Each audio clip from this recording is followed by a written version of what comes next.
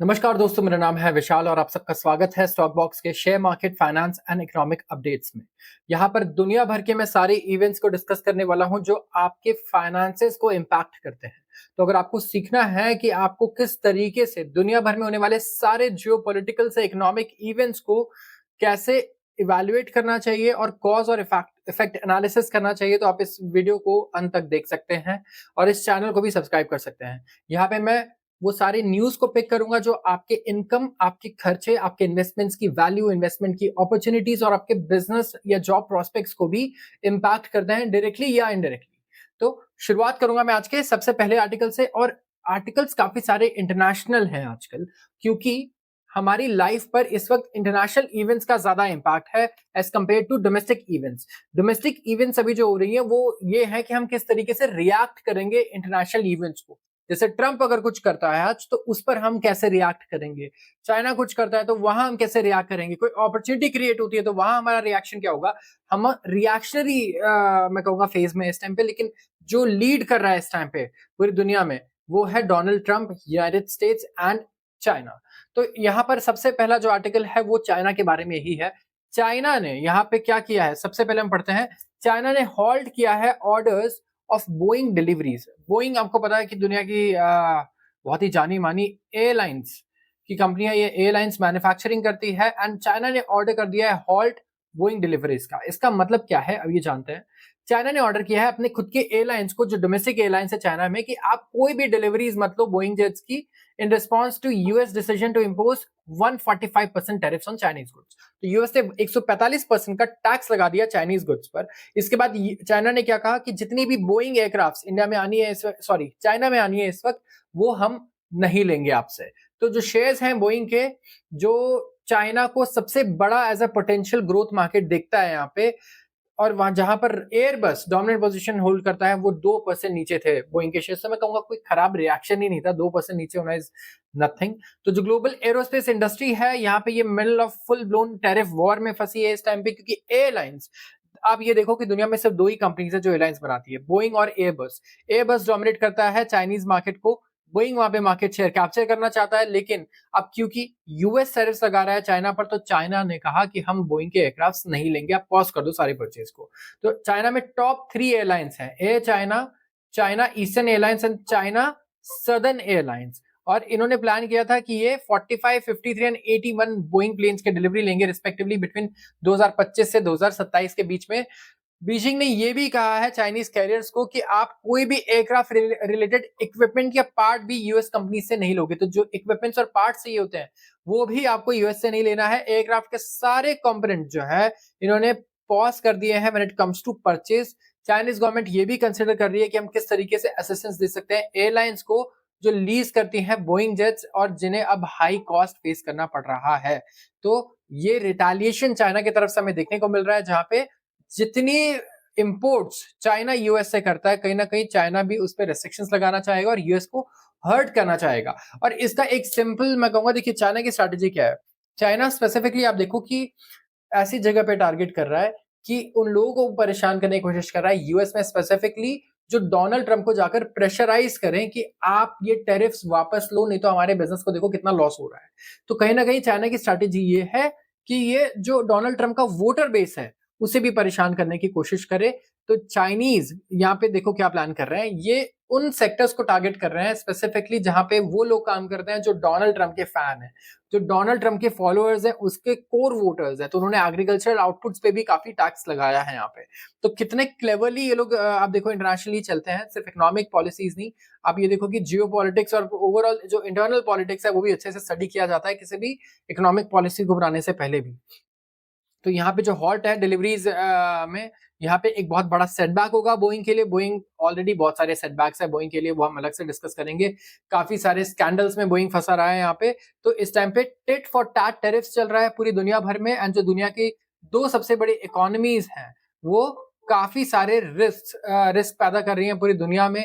अगर आप देखोगे when it comes to trade, and यहाँ पे जो ट्रेड है ये वैल्यूड है इन दोनों के बीच में $650 बिलियन। तो बोइंग के अभी भी बहुत सारे फिनिश प्लेन हैं जो इन्वेंट्री में है, जो ओरिजिनली चाइनीज एयरलाइंस के लिए था। एंड यूएस के प्लेन मेकर ने ऑलरेडी वार्निंग दे दी है। क्या वार्निंग दी है इन्होंने? इन्होंने कहा है कि पैंडेमिक के बाद अगर ये टैरिफ जो है ये ऐसा सिचुएशन क्रिएट कर सकता है पैंडेमिक के बाद, जहां पे काफी हमें डिप्रेशन फेस करना पड़े एयरलाइन सेक्टर में और काफी रिसेशन भी फेस करना पड़ जाए, तो इससे काफी सप्लाई चेन डिस्टर्ब हो सकते हैं। बात करूंगा मैं अगले आर्टिकल की, और यह है हमारे रुपए के बीच में। अब देखिए रुपया यहाँ पे ब्रीच कर चुका है 86 पर dollar level on US tariff relief.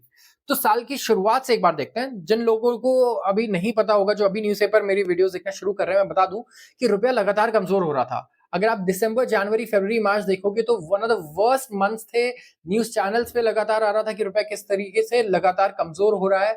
But मैं कहूंगा कमजोर होना इज अ नेगेटिव टर्म। रुपया अगर आप देखो तो एक ऐसे देश की करेंसी है जिसे हम कहते हैं इंडिया, जो एक ग्लोबल सुपर पावर बनना चाहता है, एक एक्सपोर्टर बनना चाहता है स्ट्रांग, तो कहीं ना कहीं हम एक्सपेक्ट करेंगे कि रुपया धीरे धीरे कमजोर होता रहे, लेकिन ये एकदम से नहीं होना चाहिए, सडनली मूवमेंट नहीं आने चाहिए। बट स्टिल रुपए में वीकनेस हमारे लिए एक्चुअली एक बहुत बड़ा प्लस पॉइंट है। ठीक है, तो जो रुपया है इस टाइम पे वो मजबूत हो रहा है, एंड यहाँ पे $86 का मार्क क्रॉस कर चुका है। यहाँ पे 27 पैसा ज्यादा मजबूत है ये ग्रीन बैक से। ग्रीन बैक का मतलब क्या होता है? ग्रीन बैक होता है डॉलर की, यहाँ पे मैं बात कर रहा हूं। तो ओवरऑल अगर आप देखोगे, हम ये देखते हैं कि रुपया किस रीजन से मजबूत हो रहा है। लेकिन कई बार ऐसा होता है कि एक करेंसी इसलिए मजबूत होती है दूसरे करेंसी से क्योंकि दूसरी करेंसी ही कमजोर हो रही है अपने आप, रुपये से भले ही कोई उसका रिलेशन ना हो। तो डॉलर इंडेक्स DXY जैसा आप जानते हो, ये लगातार आपको नीचे जाता हुआ नजर आएगा यहाँ पे, और क्योंकि ये नीचे जा रहा है तो रुपया ऑटोमेटिकली इसके अगेंस्ट मजबूत हो रहा है। डॉलर के नीचे जाने के काफी सारे रीजंस हैं यहाँ पे। ऑफ कोर्स जैसे 90 डे का जो पॉज आया है, डोनाल्ड ट्रंप ने कहा है कि हम 90 डेज के बाद ये टैरिफ जो हैं ये एग्जीक्यूट करेंगे, इंप्लीमेंट करेंगे, उससे भी काफी रिलीफ मिला है डॉलर को, एंड इसीलिए हमें डॉलर में काफी कमजोरी नजर आई है। यूएस भी चाहता है कि डॉलर कमजोर हो, भले वो कर नहीं पा रहा है अभी तक, एंड रुपया यहाँ पे अप्रिशिएट हुआ टू 85.59 रुपी पर डॉलर, तो ये लेवल है अभी। और यहाँ पे डॉलर इंडेक्स भी 100 के नीचे आ चुका है। अगर आप देखोगे तो रिजर्व बैंक ऑफ इंडिया भी यहाँ पे काफी सपोर्ट कर रहा है 85.56 लेवल्स पे, जो हाई था रुपए के लिए। तो डॉलर के लगातार गिरने से रुपया यहाँ पे मजबूत होता हुआ नजर आ रहा है। लिक्विडिटी इन्फ्यूजन भी काफी है, तो जो एक्टिव लिक्विडिटी इन्फ्यूजन है वो काफी पॉजिटिव है मार्केट के लिए। आरबीआई यहाँ पे डिलीवर कर रहा है, जो आरबीआई ने वादा किया था, जो प्रॉमिस किया था, वो यहाँ पे डिलीवर कर रहा है। उन्होंने अपने एस्टिमेट को रखा है 6.25% का yield on benchmark bond by June and, तो ये यील्ड यहां तक लाके रहेंगे। इन्होंने ओपन मार्केट ऑपरेशंस भी किए होंगे। तो मेरा सवाल ये है कि लिक्विडिटी इन्फ्यूज करने के ना मार्केट में कुछ मेन तरीके होते हैं, ठीक है, तो कौन से तरीके हैं जिससे short term liquidity RBI boost करता है हमारी इकोनॉमी में, बैंकिंग सिस्टम में, इनका क्या नाम है? तो यहाँ पे कुछ ओएमओ ऑक्शंस हो रहे हैं, वीआरआर हो रहे हैं, और जिसकी वजह से जो प्रॉमिस था, एक्चुअली आरबीआई ने प्रॉमिस किया था कि वो लिक्विडिटी इन्फ्यूज करेगा, अपना प्रॉमिस डिलीवर कर रहा है। Bank credit to grow 12 to 13% in FY26 CRISIL. Bank credit का मतलब क्या है? लोन्स। भारत में लोन 12 से 13% की रफ्तार से ग्रो कर रहा है। इसका मतलब क्या है कि जो लोन अगर पिछले साल 100 रुपए का था, इस साल ये 112 113 रुपए का है। ज्यादा लोन बैंक्स ने एक्सपेंड किया, तो इसका मतलब क्या है? इसका मतलब यह है कि हम कहीं ना कहीं पहले से बेटर यहाँ पे ज्यादा लोन ले रहे हैं, ज्यादा एक्सपेंशन कर रहे हैं, इन्वेस्टमेंट कर रहे हैं, कंजम्पशन कर रहे हैं यहाँ पे। तो बैंक क्रेडिट ग्रो करेगा 12 से 13%। 11 से 11.5% की रेंज थी FY 2025 की एस्टिमेशंस थी क्रिजिल रेटिंग्स के according.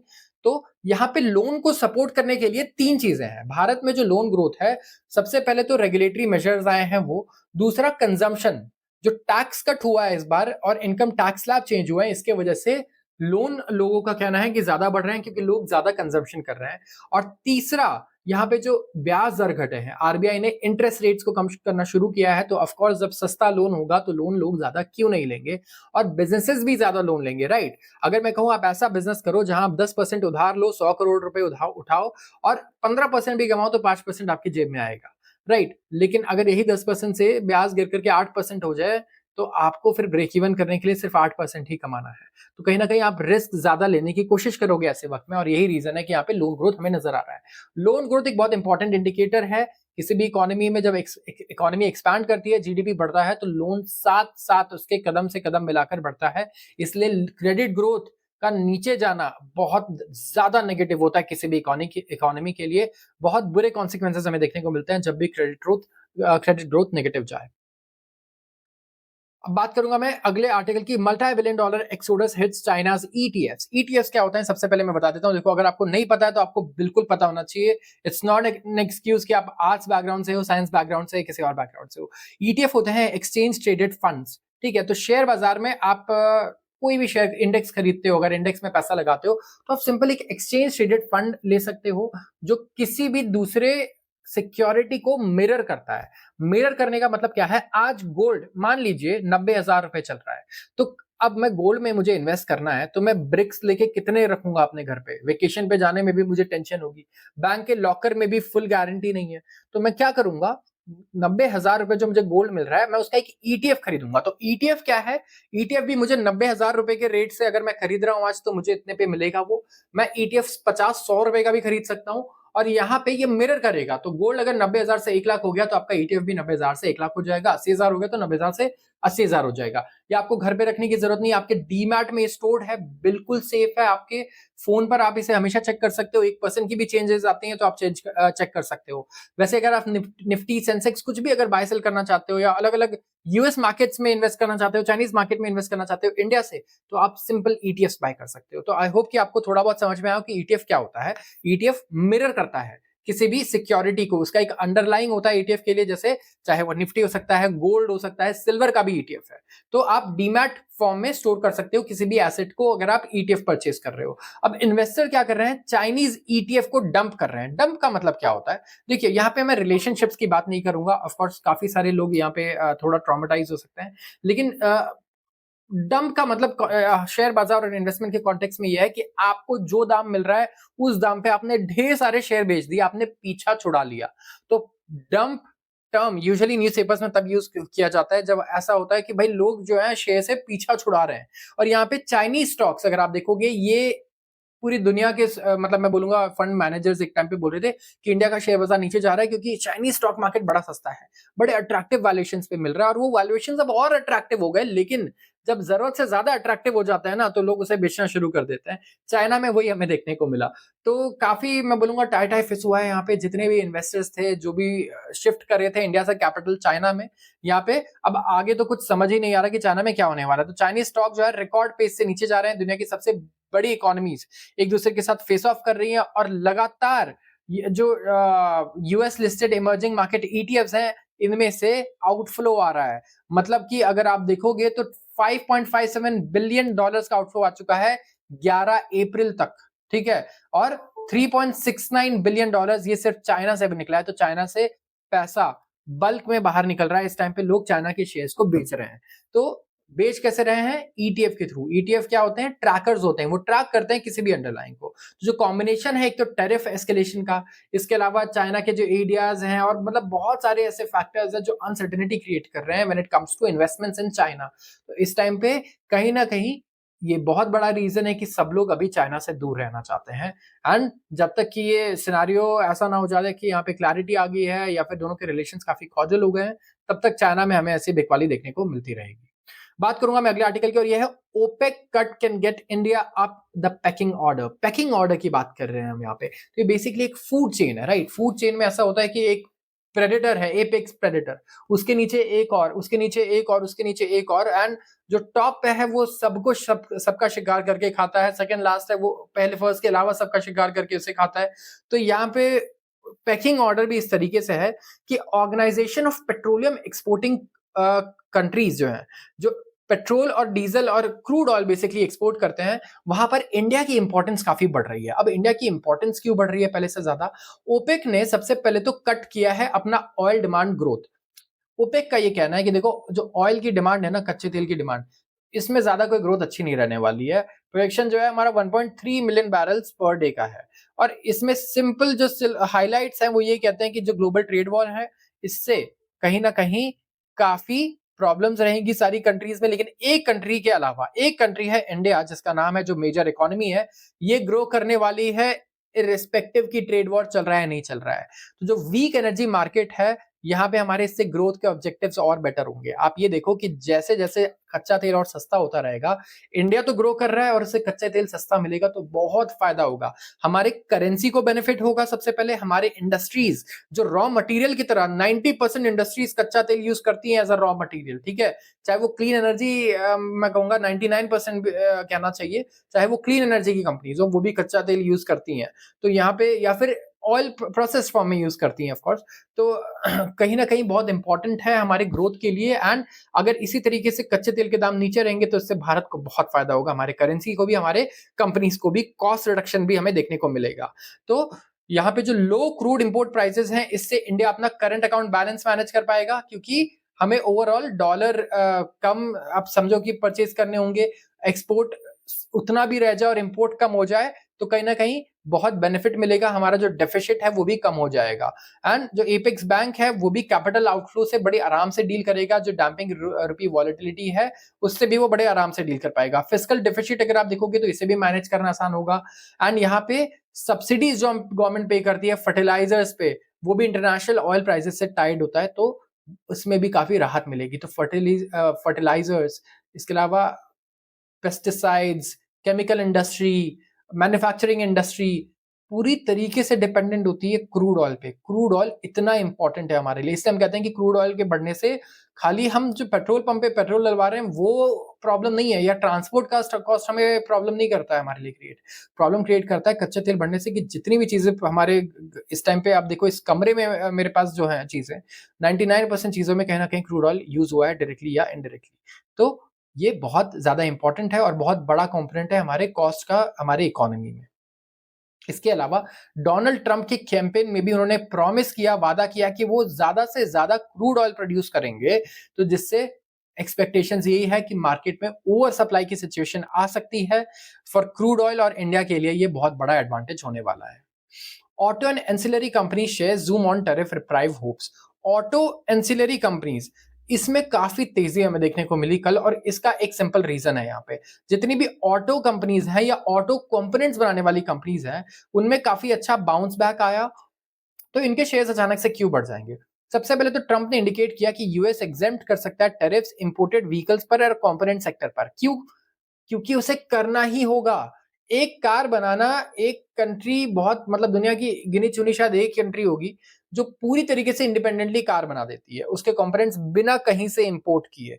It is next to impossible अगर आप देखोगे, चाहे इंडिया हो, चाहे जापान हो, चाहे आप यूएस को देखो, यूरोप को देखो, कुछ ना कुछ कंपोनेंट्स आपको बाहर से इंपोर्ट करने ही पड़ते हैं। एक कार में हजारों कंपोनेंट्स यूज करते हैं होते हैं, और कई सारी कंपनीज हैं जो इस पूरे चेन में मैं कहूंगा इंक्लूडेड होती हैं। तो कोई एक कंपनी नहीं, अगर मर्सिडीज है या टाटा है या मारुति है, इनके कार के मेजर कंपोनेंट्स नंबर की मैं बात करूं तो वो दूसरी कंपनीज बनाती हैं, वो उन्हें देती हैं। जैसे कि छोटा सा एग्जांपल ले लो, आप टायर की बात करो या फिर आप सीट की बात करो, चाहे आप इलेक्ट्रॉनिक्स की बात करो, आप लेदर की बात करो, आप लाइट्स की बात करो जो यूज हो रहे हैं।